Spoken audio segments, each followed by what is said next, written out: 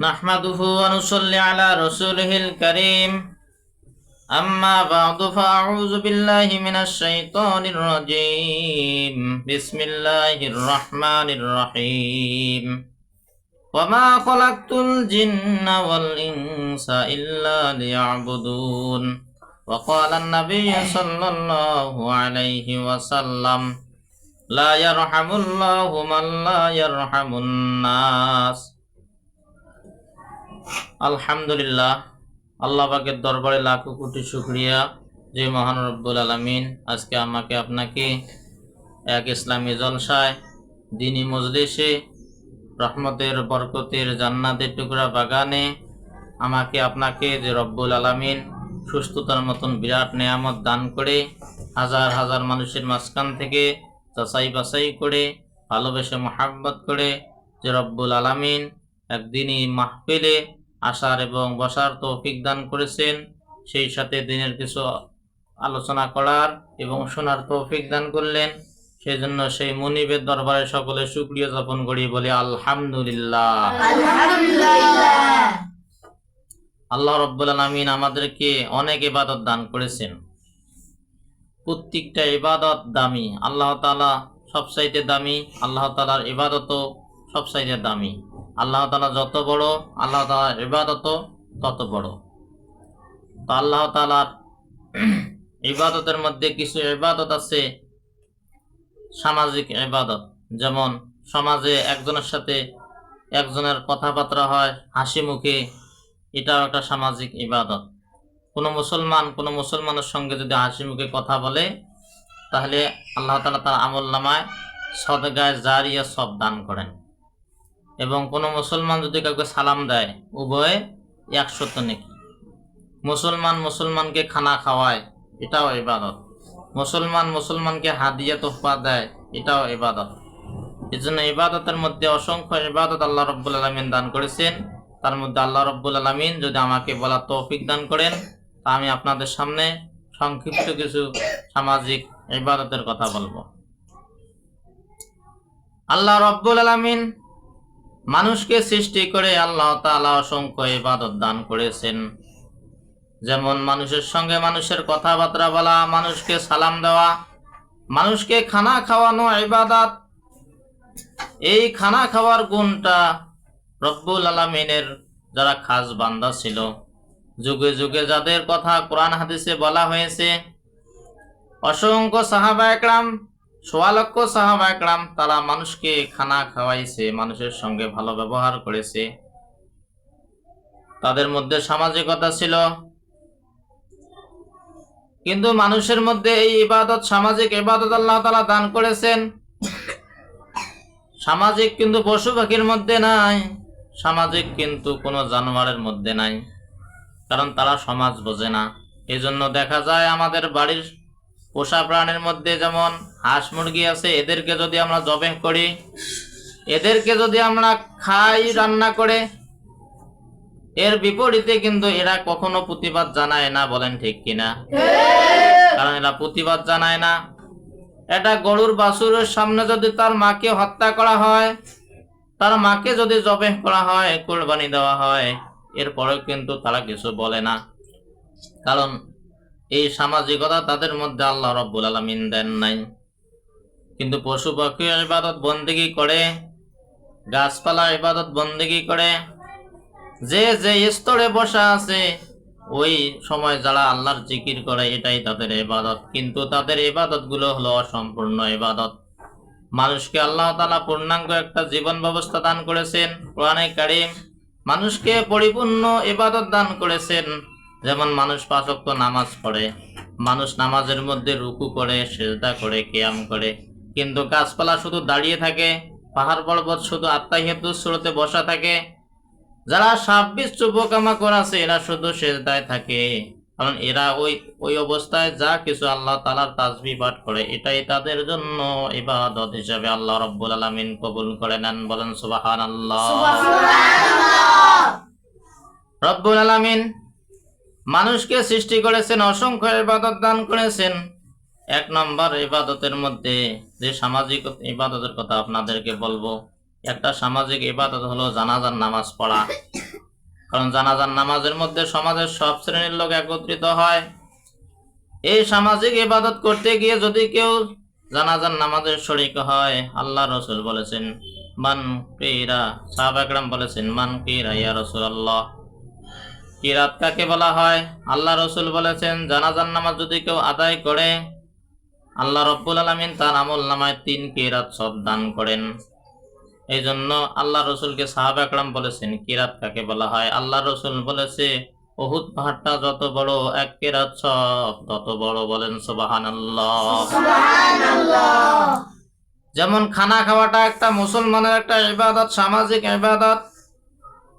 আজকে মুসলমান মানুষকে খানা খাওয়ায় মজা পায়, হাজার হাজার লক্ষ লক্ষ টাকা দিয়ে গরু কিনে নিয়ে এসে মানুষকে খাওয়ায়। এতে মানুষ কিন্তু খুশি হয়ে যায়, আল্লাহ রব্বুল আলামিনও খুশি হয়ে যায়। বলেন ঠিক কিনা? কিন্তু মুসলমান ছাড়া এমন কোন জাতি আছে যে জাতি মানুষকে খাওয়ায়, বছরে বছরে মানুষকে খাওয়ায়? এরকম জাতি কিন্তু পাওয়া যাবে না।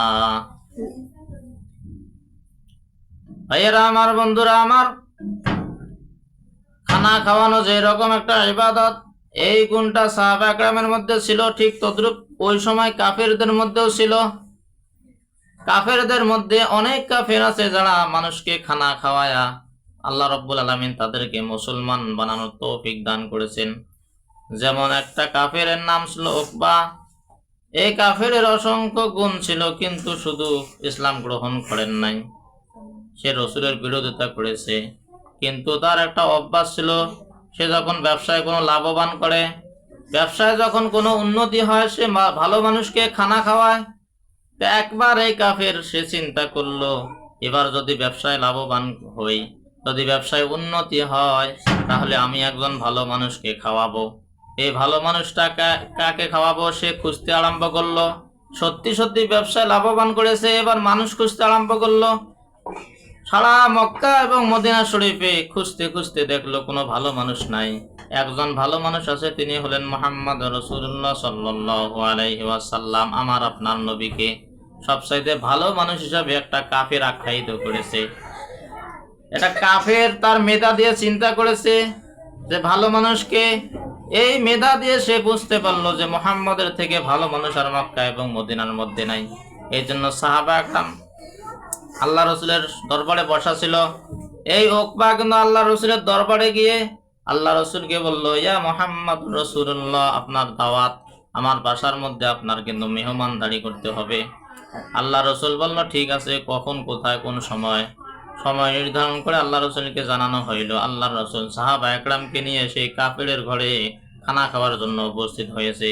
কিন্তু আল্লাহ রসুল তো কোনো কাফেরের ঘরে খানা খান না, কারণ তিনি বেধর্মীদের ঘরে খানা খান না। আল্লাহ রসুল সাল্লাল্লাহু আলাইহি ওয়াসাল্লাম তিনি খানায় হাত দিয়েছেন, কিন্তু খানা গ্রহণ করেন না। সাহাবা একরাম বসা, আর এই উকবা আল্লাহ রসুলের এই খানা খাওয়ার সুবাদে অসংখ্য নেতা নেত্রী, অসংখ্য মানুষদেরকে দাওয়াত করেছেন। কিন্তু ভালো মানুষ যতক্ষণ না খায় ততক্ষণ আর কেউ খানার মধ্যে হাত দেয় না। আল্লাহ রসুল সাল্লাল্লাহু আলাইহি সাল্লাম খানায় শুধু হাত দেয়, কিন্তু খানা খায় না। উকবা এবার বলতেছে, ইয়া রাসূলুল্লাহ, ইয়া হাবিবাল্লাহ, আপনি কেন খানা খান না? ইয়া মুহাম্মদ, আপনি কেন খানা খাইতেছেন না? কারণ উকবা হলো মক্কার একজন মন্ত্রী, আর সে দাওয়াত করেছে উবাই ইবনে খলফ, উমাইয়া ইবনে খলফ, আবু জেহেল, উতবা, সাইবা, মক্কার যত কাফের আছে, যত মুরতাদ আছে, সকলেই হলো উকবার বন্ধু। উকবা কিন্তু সকলকে দাওয়াত করেছে, কিন্তু কাফের হইলেও তাদের মধ্যে কিছু গুণ ছিল। খানা খাওয়ার একটা গুণ ছিল, বড়দের সম্মান করা একটা তাদের গুণ ছিল, ভালো মানুষদের সম্মান করা একটা গুণ ছিল। সেই জন্য উকবা কিন্তু মুহাম্মদকে বলতেছে, মুহাম্মদ, আপনি আগে খানা শুরু করেন। কিন্তু মুহাম্মদ সাল্লাল্লাহু আলাইহি সাল্লাম বলতেছে, উকবা, আমি কোনো কাফেরের ঘরে খানা খাই না, কোনো বেঈমানের ঘরে খানা খাই না। তুমি যদি আজকে আমার সঙ্গে খানার মধ্যে বসো, আমার সঙ্গে যদি খানা খাও, আর এই মুহূর্তে যদি মুসলমান হয়ে যাও, তাহলে তোমার সঙ্গে আমি খানা খাবো। আর না হলে খানা থাকবে, আমি মুহাম্মদ তোমার বাড়ির মধ্যে থাকবো না। এবার উকবা বিপদে পড়ে গেছে। ভাইয়েরা আমার, বন্ধুরা আমার, উকবার এবার চিন্তা হইল, আমি যদি এই মুহূর্তে কালিমা না পড়ি, এই মুহূর্তে যদি আমি খানা না খাই, তাহলে এত সঙ্গী সাথী সকলকে দাওয়াত দিয়েছি, সকলে মিলে কিন্তু খানা খাওয়া ছেড়ে দিয়ে উঠে যাবে, আমার কি আর ইজ্জত থাকে? এই জন্য সে ততক্ষণে সে কালেমা পড়ল, লা ইলাহা ইল্লাল্লাহু মুহাম্মাদুর রাসূলুল্লাহ সাল্লাল্লাহু আলাইহি সাল্লাম। কালেমা পড়ে মুসলমান হয়ে আল্লাহ রসুলের সঙ্গে খানা খাইলো। এবার আল্লাহ রসুল সাল্লাল্লাহু আলাইহি সাল্লাম সাহাবা আকরামকে নিয়ে খানা খাইলেন। কিন্তু আল্লাহ রসুল খানা খেয়ে এসেছেন, কিন্তু এই খবরটা মক্কা এবং মদিনার মধ্যে ছড়িয়ে গেল। সকলে জানতে পারলো যে মুহাম্মাদের দলে নাকি উকবা প্রবেশ করেছে। উকবা এতদিন কাফের ছিল, এতদিন ছিল আবু জেহেলের দলে, কিন্তু এখন কিন্তু মুহাম্মাদের দলে চলে গেছে। এই খবরটা তৎকালীন সময় তারা প্রচার করে দিল। এবার সকলে মিলে উকবার বাড়িতে আসলো। তার মধ্যে আবু জেহেল, মুগিরা, উতবা, সাইবা, উমাইয়া ইবনে খলফ, তারা উকবার বাড়ির মধ্যে এসে বলতেছে, উকবা তুমি নাকি মুহাম্মাদের দলে চলে গেছো। আরে তোমাকে আমরা এত ভালোবাসি, এত মোহাম্মত করি, ধান্দাবাজি করলে অর্ধেক তোমাকে দেই, এক বোতল মদ পান করলে অর্ধেক তোমাকে দিয়ে খাই, কিন্তু তুমি মুহাম্মাদের দলে চলে গেলা, কিন্তু আমাদেরকে বললা না, এটা তো ঠিক করো নাই। তখন উকবা বলতেছে, আরে আরে কি বলো, আমি কি কালেমা পড়েছি নাকি? আমি তো শুধু রাজনীতি করেছি। কারণ ওই মুহূর্তে যদি আমি কালেমা না পড়ি তাহলে মোহাম্মদ খানা খাবে না, খানা রেখে চলে যাবে। এই জন্য কিন্তু আমি মোহাম্মদের কথা মতো রাজনীতির কালেমা পড়েছি।